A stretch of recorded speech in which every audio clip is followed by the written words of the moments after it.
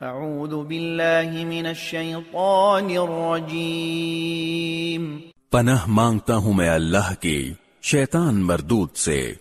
ما خلقكم ولا بعثكم الا كنفس واحدة ان اللہ سمیع بصیر۔ تم سب کو پیدا کرنا اور دوبارہ زندہ کرنا اللہ کے لیے ایسا ہی ہے جیسے ایک انسان کو پیدا کرنا اور دوبارہ زندہ کرنا۔ یقیناً اللہ ہر بات سنتا، ہر چیز دیکھتا ہے۔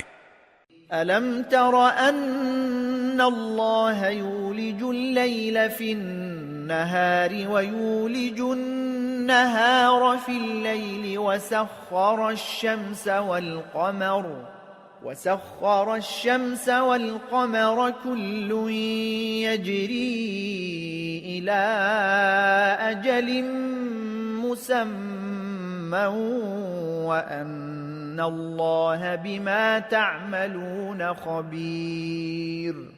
کیا تم نے نہیں دیکھا کہ اللہ رات کو دن میں داخل کر دیتا ہے اور دن کو رات میں داخل کر دیتا ہے، اور اس نے سورج اور چاند کو کام میں لگا رکھا ہے کہ ہر ایک کسی متعین میعاد تک رواں دواں ہے۔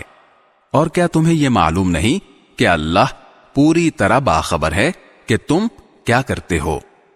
ذَلِكَ بِأَنَّ اللَّهَ هُوَ الْحَقُّ وَأَنَّ مَا يَدْعُونَ مِن دُونِهِ الْبَاطِلُ وَأَنَّ اللَّهَ هُوَ الْعَلِيُّ الْكَبِيرُ۔